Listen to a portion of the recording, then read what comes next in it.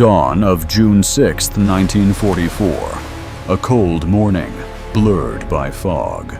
And from the pale gray of early light, a massive army of metal began to surge forward. More than 5,000 ships, each one silently pressing toward the shores of Normandy. The sea was still as glass until the roar of steel engines shattered the silence. Then the first shell left the barrel. A streak of burning red tore across the sky, signaling that history had begun. Moments later, the French coast lit up with towering blasts, as if trying to swallow the land whole. The sea suddenly turned into a giant machine, moving forward, unstoppable. Beneath the steel shell of the landing craft was an entirely different world. The floor was cold and wet. Sea spray slapped across every face. Distant explosions made the whole hull vibrate as if it were about to tear apart. No one said a word, only heavy breathing, the clatter of metal, and the terrifying silence of men who knew they were about to step into hell. A sharp whistle sliced past the bow, a mortar round. Then seawater began rushing in, mixing with engine oil leaking from the machinery. Inside, the compartment glowed red from the flickering lights, faces half hidden in shadow and sea mud, waiting for the moment the door would open. Then, the door dropped. The hinges screamed, flooding the compartment with the cold, blinding white of dawn. And in that instant, the soldiers knew they had stepped into the most dangerous place on Earth. Less than a second later, the MG-42 began to roar. Streams of white-hot rounds ripped through the air like endless blades. The first man out fell. The second followed. Only half a step separated life from death. Wet sand burst upward like gray rain, and the blue waves turned red within seconds of the landing. The ones still standing ran, not toward the shore, but straight through an invisible field of gunfire. A mortar landed beside them. The blast slammed bodies into the sand, and the world collapsed into a suffocating, muffled hum. When sound finally returned, only the machine guns were louder. Steel obstacles rose everywhere like deadly traps waiting for their victims. Bullets struck metal, throwing off sparks of gold. Helmets coated in mud caught the light like mirrors from hell. The enemy wasn't on the beach, they were above it. German bunkers, pitch black, sat carved into the cliffs like giant maws open to swallow the light. From those heights, machine gun fire rained down in long bursts, carving glowing lines straight into the beach. The 88mm guns roared, kicking back so hard the very ground shook with them. Sand exploded into small storms. Pinned beneath fire from the sky, Allied soldiers had no choice but to press themselves into the beach, clinging to rusted scraps of steel just to stay alive. But even while being crushed, they still had to move forward. One by one, they crawled across the ground like shadows, slipping between rusted steel obstacles. The Bangalore torpedoes were dragged along the sand, inch by inch. Every meter gained brought another explosion behind them. One man sprinted through the gunfire, dragging the explosive line in a final act of desperation. Then came the signal, a small nod, and everyone pulled back to brace themselves. The Bangalore detonated. A ripping blast tore across the beach, sending the steel barrier flying apart in twisted, blackened shards. White smoke flooded the opening. blotting out even the enemy's line of sight.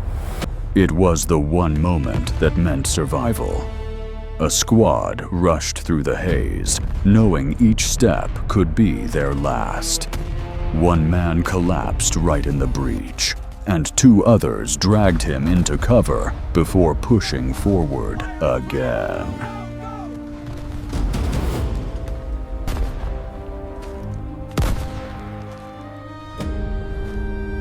Ahead of them loomed the cliffs of Omaha, steep, slick, and naked under the hail of gunfire. The soldiers began to climb. No one could run anymore. Climbing was all that was left. Naval guns offshore kept hammering the hilltops, sending dirt and smoke raining down. Behind them, a landing craft took a direct hit, erupting into a column of red fire. Black smoke rolled upward, swallowing the sun. One by one, they climbed the earthen ledges as if ascending into the jaws of a giant beast. Finally, the German fortifications came into view. A thick, cold wall of concrete, showing not a single weakness. The soldiers pressed themselves against it, inching along to avoid direct fire. Every time a firing slit flashed, a burst of bullets shot out like lightning. A grenade was pushed through a narrow opening. It vanished into the darkness, then detonated, sending a cloud of concrete dust billowing over the entrance. They stormed inside. The narrow, smoke-filled corridors made every breath feel cut in half. On the floor lay an MG-42, still glowing warm, evidence that this had been a death point for hundreds.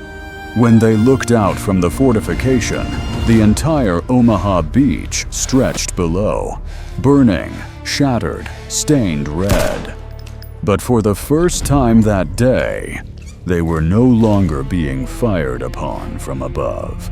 The first foothold of D-Day had been taken. When the first bunker fell, the Allied soldiers had no time to breathe. Ahead of them was not safety, but a labyrinth of death. The sand and blood on the beach hadn't even dried before the soil of Normandy pulled them deeper inland. The muddy farm roads trembled under the echoes of naval artillery from the sea. With every step came a new scene of destruction. From charred steel wreckage to scraps of clothing no one could recognize anymore. The war wasn't over. It had only shifted into a harsher chapter. Then they encountered something no one had been prepared for. The bocage. Massive earth walls, taller than a man, stretching on without end. A natural maze built perfectly for dying and for killing. Every blind corner could hide a gun barrel. Every bush could conceal a sniper. Shots cracked without warning, only the rustle of leaves and a body hitting the ground.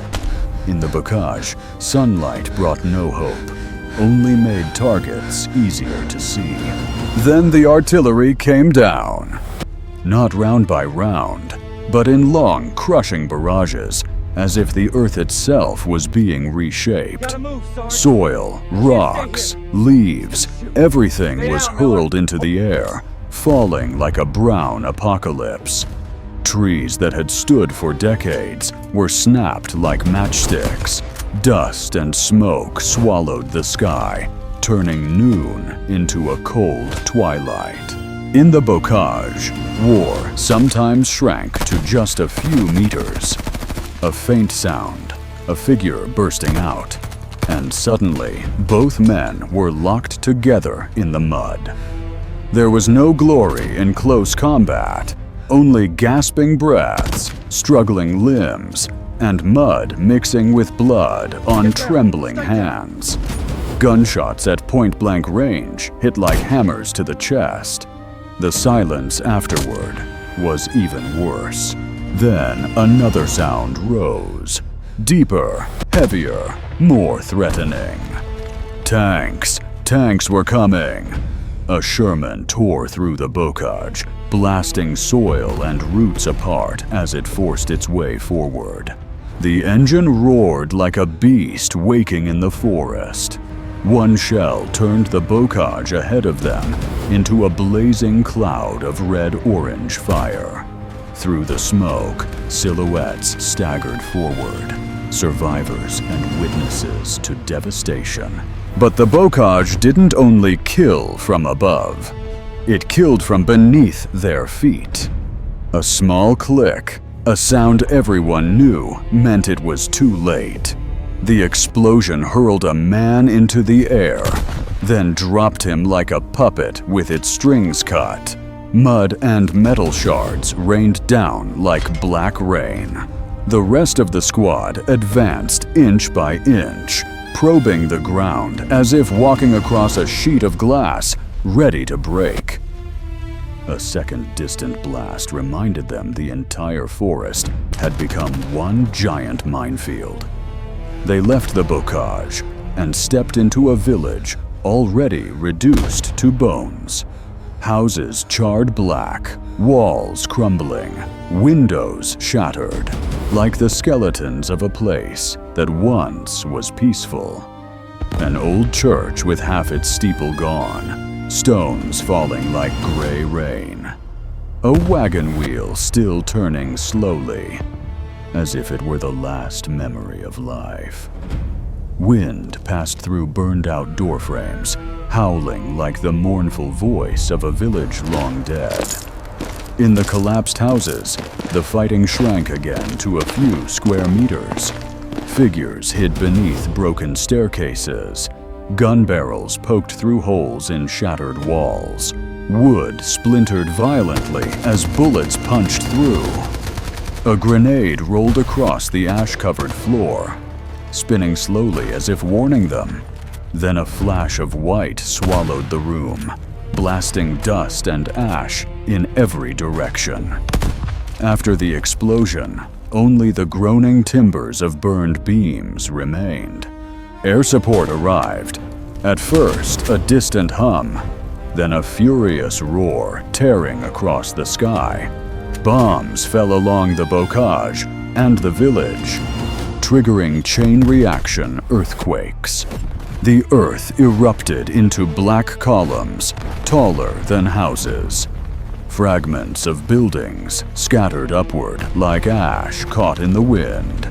The ground shook as if Normandy itself were trying to escape its own torment. As the bomb smoke thinned, machine gun fire echoed from both sides of the bocage again. The thick earth walls turned the road into a coffin with no exits. German tanks emerged from blind corners, their gun barrels steaming. One shot punched through 2 layers of bocage, ripping the entire path apart.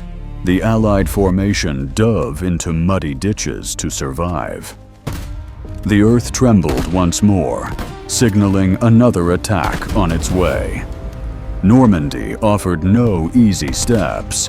Even after bombs tore the ground apart, the bocage tightened around every road. The earthen walls rose like jaws, trying to trap the Allies inside a killing box. Gunfire echoed from far away, then closer, then right beside them. In the bocage, the enemy could be anywhere. A silhouette darted past the leaves, a burst of fire, a life extinguished instantly. War here wasn't a battle. It was a hunt. Then the soldiers found a tunnel, dark, cold, and stretching deep into the earth. It wasn't a shelter, but a perfect ambush. When their flashlight beams entered, all they saw was lingering gun smoke like a ghost. A shot echoed from the darkness, forcing the squad to drop into the mud. In the cramped passage, bullets snapped off the dirt walls like claws striking stone. Then a single deafening blast ended everything, and the tunnel sank back into absolute silence. Through the settling dust, the metallic growl of German armor rose. A panzer emerged at the end of the bocage lane, its cannon sweeping like the eye of a hunting predator. The first shell obliterated an ancient tree, sending mud into the air like a fountain. Machine gun fire from the turret pinned the infantry flat to the ground. Then a bazooka round slammed into its side, turning the panzer into a blazing inferno. The explosion sounded like the final breath of a steel monster. Air support returned, not to intimidate, but to finish the fight. P-47s dove from above, their scream like thunder being torn in half. Bombs fell in straight lines, carving the bocage into ribbons of fire. The earth burst open in massive chunks, lifting heavy soil into the air before dropping it again. Dust blotted out the sun. Light vanished. Only the red-orange glow of fire remained. They entered another village, where the war had performed its own burial on the land. Homes collapsed, walls burned and slanted like skeletal remains of architecture. A church that once held prayers now had only half a ruined bell tower. Stones fell like gray rain whenever distant artillery rumbled. It was no longer a village, just the torn memory of a place that once knew peace. In the ruined homes, combat had no distance. Gunfire slammed into rotten wood, spraying razor-sharp splinters. Light from holes in the walls illuminated ash swirling through the air like a tiny storm. A grenade rolled down the stairs, spinning slowly as if trying to warn them. Then a burst of white consumed the room, pushing ash and smoke out in all directions. After the blast, only the groaning wooden beams remained. Then the clash of steel and fire began. A Sherman appeared, and through the fading smoke, a Panzer answered. Both turrets turned at the same moment, perfectly, terrifyingly synchronized. The first shot tore across the battlefield, detonating just meters from the infantry. The Sherman fired back, its muzzle flash blooming like a tiny sun. The Panzer collapsed, burning, sinking into the thick black smoke. German artillery from deeper inland unleashed the heaviest iron storm of the day. Explosions chained together, carving the earth into craters like volcanic mouths. White-hot shrapnel sliced overhead, embedding into trees, walls, soil, everything hissing. A wooden barn took a hit, erupting into flames, taller than the roof itself. The air grew thick with smoke, dust, and the acrid smell of everything destroyed. When the iron storm ceased, the Allies regrouped for the decisive assault. Churchill's led the charge, rolling over shattered bricks and bloody mud like mobile fortresses. The final German defense line unleashed desperate fire, clinging to every meter of ground. Infantry ran tight against the tanks, using the thick armor as moving shields. A German machine gun nest opened fire, but was erased by a single Churchill shell. Every meter gained in those minutes was another line of history written in blood. Then the smoke cleared. After 10 hours of fighting, Normandy finally emerged. No longer a hellscape, but the gateway into the heart of Europe. The survivors stepped out of the bocage and into the open plains, where the last light of day fully shone on them for the first time. Behind them lay the sea, the smoke, the fire, and a cost impossible to measure. Before them, the road to Paris and the inevitable fall of Nazi Germany. June 6, 1944, the gate of Europe opened to freedom.